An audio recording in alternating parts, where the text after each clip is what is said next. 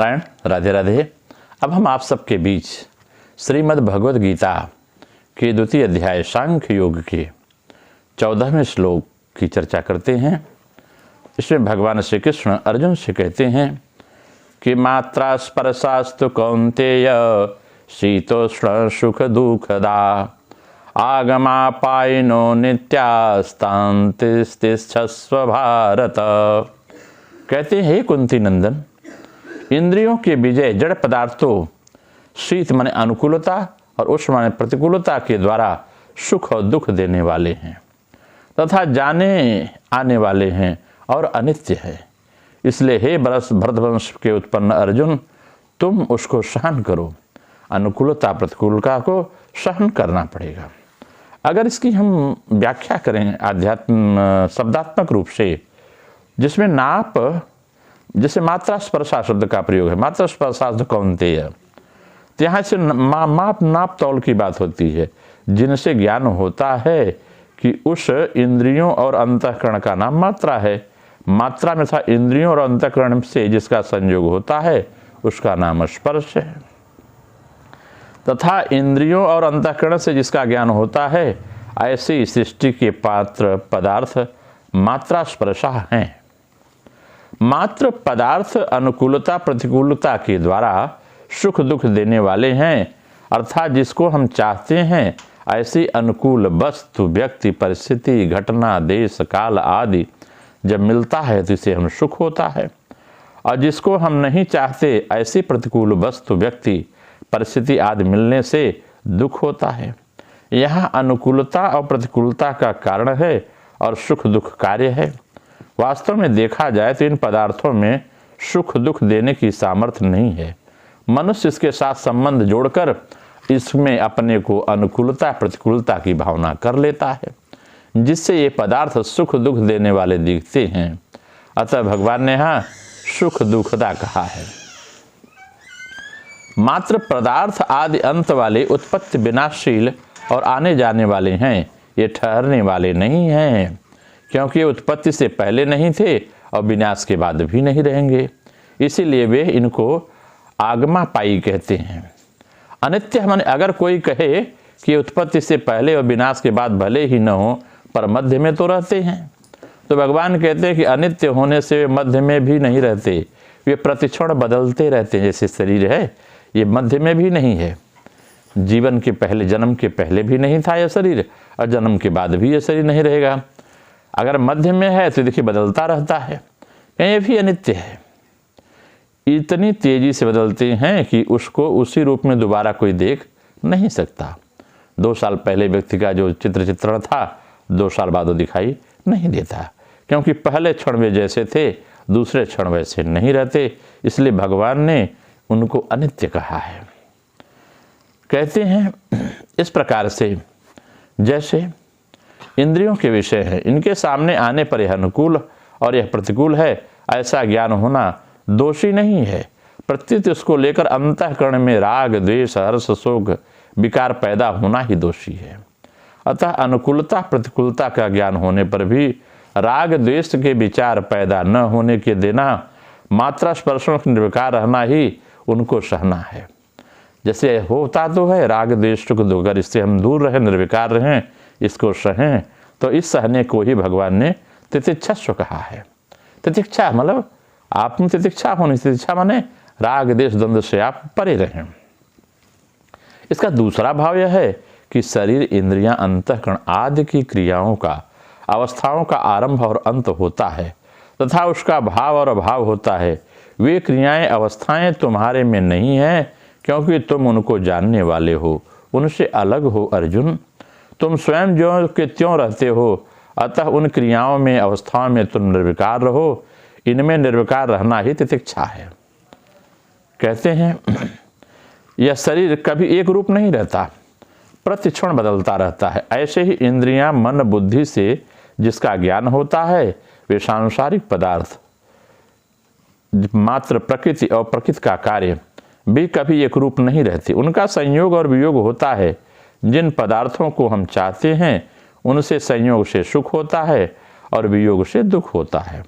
जिन पदार्थों को हम नहीं चाहते उनके वियोग से सुख होता है और संयोग से दुख होता है। पदार्थ भी आने जाने का तथा अनित्य हैं। ऐसे ही जिससे पदार्थों का ज्ञान होता है वे इंद्रियां और अंतःकरण भी आने जाने वाले तथा अनित्य हैं।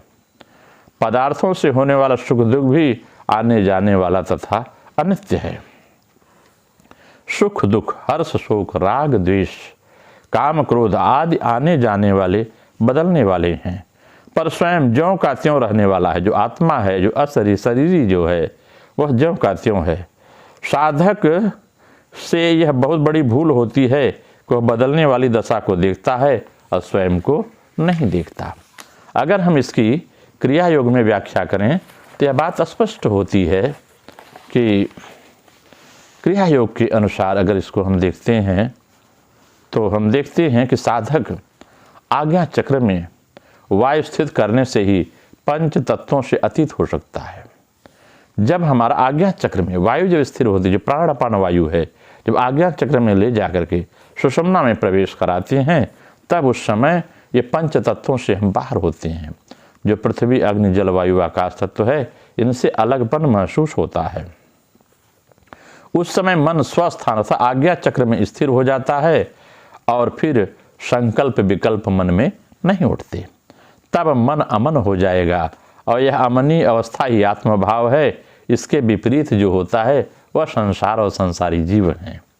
श्रुतियाँ कहती हैं कि यह कामना, संकल्प, संशय, श्रद्धा, अश्रद्धा, धैर्य, अधैर्य, लज्जा, ज्ञान, भय, यह सब मन ही तो है।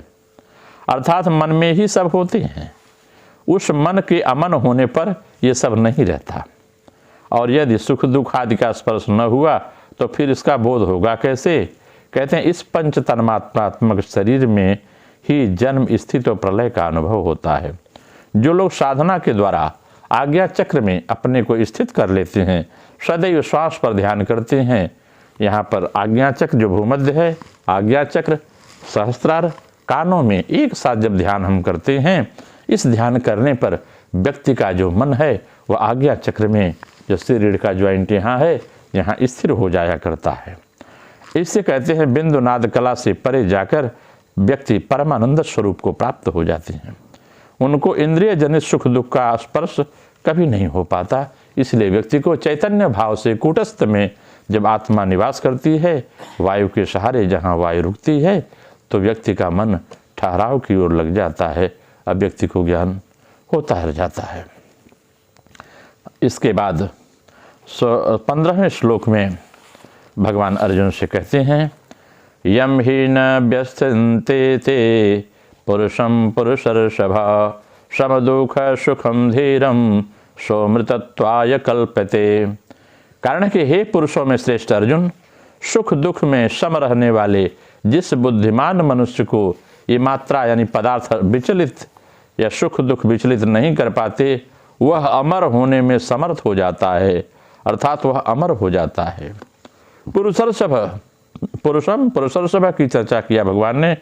मनुष्य प्रायः परिस्थितियों को बदलने का ही विचार करता है। वह कभी बदली नहीं जा सकती। जिसको बदलना संभव नहीं है, युद्ध रूपी परिस्थिति के प्राप्त होने पर अर्जुन ने उसको बदलने का विचार न करके अपने कल्याण पर विचार किया। यह कल्याण का विचार करना ही मनुष्यों में उनकी श्रेष्ठता है। धीर मनुष्य सुख दुख में बराबर होते, सम होते हैं। अंतःकरण की वृत्ति से ही सुख और दुख ये दोनों अलग अलग दिखते हैं। जब व्यक्ति अपने स्वरूप में स्थित हो जाता है, तब सुख दुख को भोगने वाला कोई नहीं रहता। अतः अपने आप में स्थित होने से वह सुख दुख में स्वाभाविक ही सम हो जाता है। प्रकृत पदार्थों में संयोग से जो सुख होता है वह भी व्यथा है, और उन पदार्थों के वियोग से जो दुख होता है वह भी व्यथा है। परंतु जिसकी दृष्टि समता की तरफ है, उसको ये प्राकृत पदार्थ सुख और दुख सुखी या दुखी नहीं कर सकते। ऐसा धीर मनुष्य अमरता के योग्य हो जाता है। स्वमृताय कल्पते, अर्थात उसमें अमरता प्राप्त करने की सामर्थ्य आ जाती है। सामर्थ्य योग्यता आने पर वह अमर हो ही जाता है। इसमें देरी का कोई काम नहीं है, कारण कि उसकी अमरता तो स्वतः सिद्ध है। केवल पदार्थों के संयोग वियोग में जो अपने में विकार मानता है, यही उसकी गलती है। यदि हम सुख दुख का उपयोग करते रहेंगे तो भविष्य में हमें भोग योनियाँ अर्थात स्वर्ग नरक आदि में जाना पड़ेगा। कारण कि सुख दुख भोगने के स्थान ये स्वर्ग नरक आदि ही हैं। यदि हम सुख दुख का भोग करते हैं तो सुख दुख में सम नहीं रहते, सुख दुख से ऊंचे नहीं उठते तो हम मुक्ति के पात्र कैसे होंगे? हम तो सुख दुख के द्वंद्व में फंसे रहते हैं। अगर इसकी हम क्रिया योग में व्याख्या करें तो यह बात आध्यात्मिक व्याख्या में समझ में आती है। कहें जो इसमें इस अवस्था को प्राप्त होते हैं, जैसे कर्मेंद्रियां में वाक है, पाणी है, पाद है, पायु है, उपस्थ है। ज्ञानेन्द्रिया में स्रोत हैं, कान, आँख, नाक, जिह्वा, त्वचा। अंतःकरण में क्या है? मन, बुद्ध, चित्त, अहंकार।